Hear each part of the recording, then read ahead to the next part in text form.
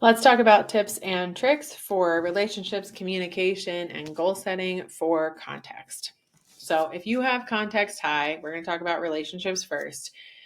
Do you find yourself trying to kind of know everything about someone's past or like know their whole story before you really decide if they're like friend or partner material?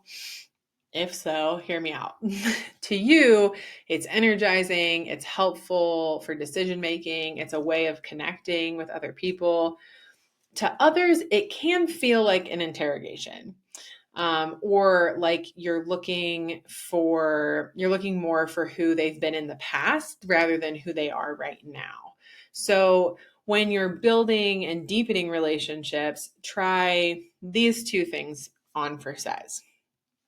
First, be very clear about your needs and non negotiables. These are areas that you define for yourself because once you know what your non negotiables are, it helps you to kind of narrow in on what it is you really need to know about someone's past in order to take steps into the future with them.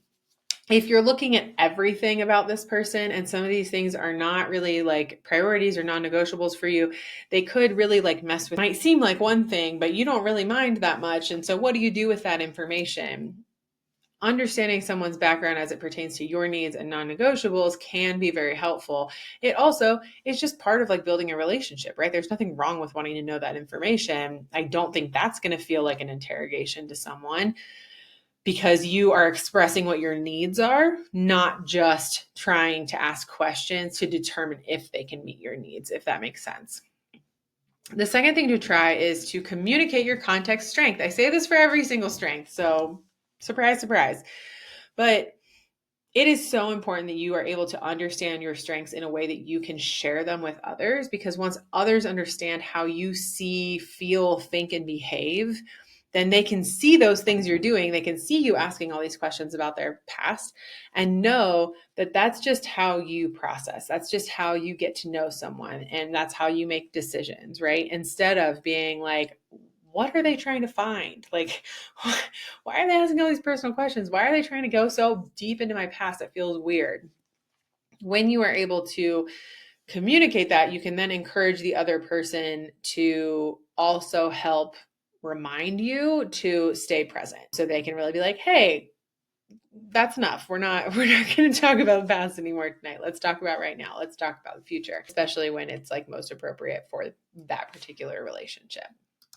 In terms of like professional relationships or like semi-professional relationships, you may really benefit greatly from mentors or coaches who have a long history in their work or in your community or in your organization if it's a professional mentorship, because learning from them and their experience can really inspire you and how you work, how you act, how you learn.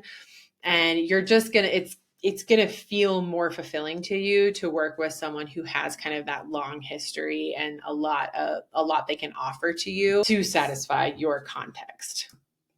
And lastly, this is more of just kind of a funny thing, but I was thinking about all of the things we've written out for relationships and it made me wonder, do you find that you have friendships with like your parents' friends, that you like tend to have friendships and relationships with people that are older than you?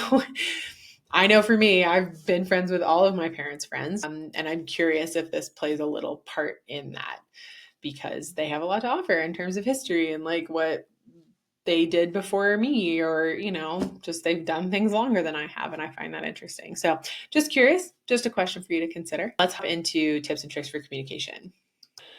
So as I mentioned in the relationship section, it's very important for you to be able to communicate and explain to others how context shows up for you. So for you, helping people understand that just because you are constantly looking to the past does not mean that you are stuck in the past.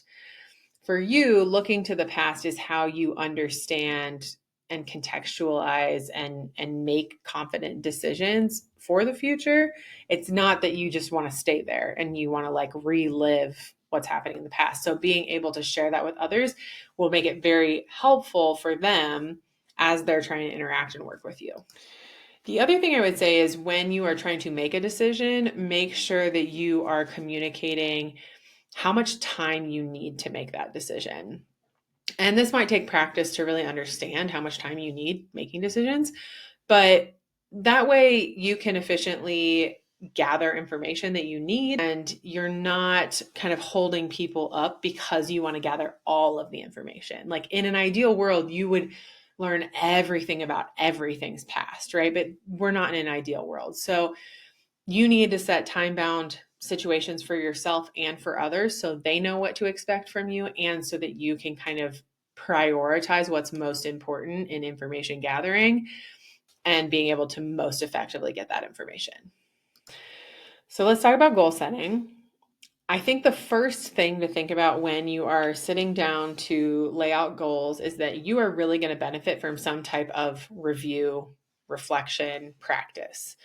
So reviewing what you've done before, what others have done before you, how those things worked out, different potential strategies based on what strategies have been used in the past.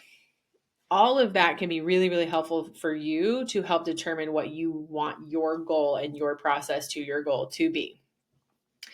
However, set a time limit. Make this a time-bound activity because if not, you may get lost in the review because there's probably going to be endless amounts of information and experiences for you to pull from. So reflect first, but set a time limit on it. All right. And then kind of once you've done that, it's possible that you might struggle to look forward and kind of find it hard to set goals for the future because of your context strength. Now, again, it depends on what your other like combination of strengths is, but if it was just context, you'd probably have a hard time actually setting goals. And part of the reason for this could be because you've spent so much time and energy looking at how other people have done it or what goals other people have set that you're not really sure what feels right for you compared to all of these other people's experiences. So when I do goal setting with clients, I always encourage them to kind of set their ideal life vision. And it sounds a little like woo woo, but just hear me out. Really identifying like what's the kind of life you want to live? How do you want to live your life? What does work look like? How do you spend your time? Like these sorts of questions, which could be hard for you as someone with high context. So for you, in order to set goals that are really aligned to you, you do need to have an idea of where you want to be going, AKA the ideal life vision. But for you, in order to create that ideal life vision, it might be more helpful to take time to look back at your life and think, what have I loved? What has really worked well for me? What's been exciting that I've done in the past? And kind of use those examples to then extrapolate out to like, okay, if I really liked that in the past, I'd probably like that in the future. What would I like that to look like in the future? I really enjoyed that experience or spending my time in that way. Here are a few tweaks I'd like to make, and that's what I'd like it to look like in the future. So you can kind of build out this ideal vision by looking back. For you, that's probably going to work really well.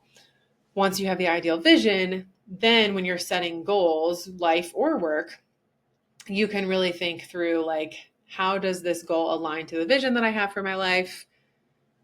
I've seen a bunch of other people do it this way, or I've seen a bunch of people say they want this. Do those things work for me? Do those things move me closer to this life? If yes, great. That could be your goal. Awesome. If not, that's not the goal. So this is something that I love to do with clients. So if you want to take a deeper dive into goal setting with context, again, schedule the strength session. That'll be part of it. But hopefully this can be helpful, especially like as you're thinking about your personal life goals, as well as maybe career goals rather than like work specific goals, if that makes sense. But yeah, that is goal setting for context. I hope this is helpful. I hope this video overall was helpful. If anything comes up for you, any questions, any ahas, any different ways that you see context showing up in these areas, shoot me an email. Let me know. I'd love to hear from you. I'd love to hear your feedback. And until our next video, enjoy this information and enjoy looking into the past context. I hope it's a fun time for you.